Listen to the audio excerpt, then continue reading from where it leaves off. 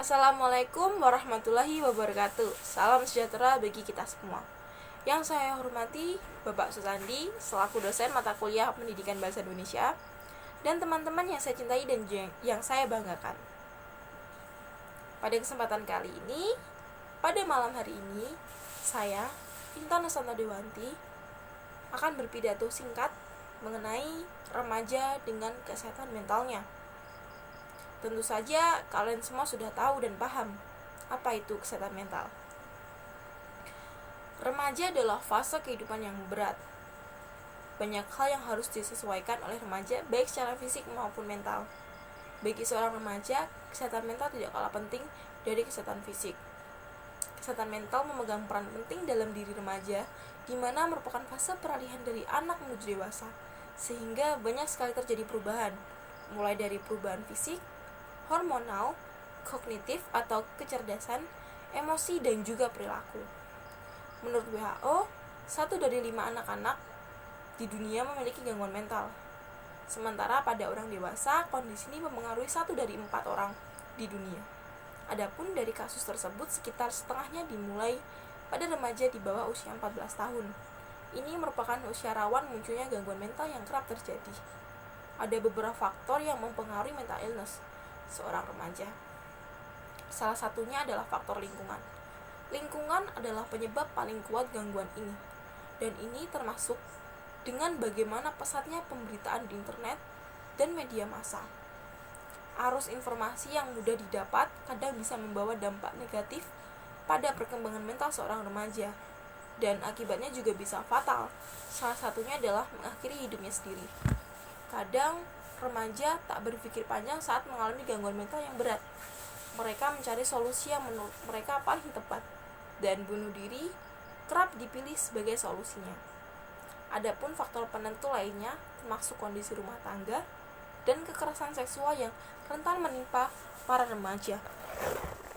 Ada beberapa contoh gangguan mental yang kerap terjadi pada remaja. Yang pertama adalah depresi, yang kedua adalah skizofrenia, yang ketiga adalah gangguan kecemasan, keempat gangguan bipolar, dan yang kelima adalah gangguan tidur. Tapi ini semua tentu saja harus sesuai diagnosa dari ahlinya, psikolog ataupun psikiater. Tidak boleh self-diagnosa.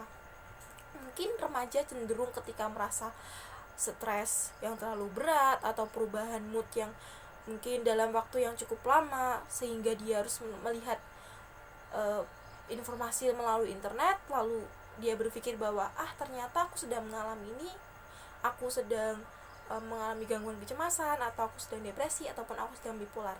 Itu yang dinamakan self-diagnosa atau mendiagnosa diri dia sendiri berdasarkan melihat atau membaca artikel. Itu sangat tidak diperbolehkan karena justru itu cenderung akan membuat kondisi remaja atau kondisi anak tersebut menurun atau down yang biasa disebutkan pada umumnya. Justru itu yang akan membuat remaja mengalami stres atau mungkin gangguan mental benar-benar akan terjadi pada anak ini.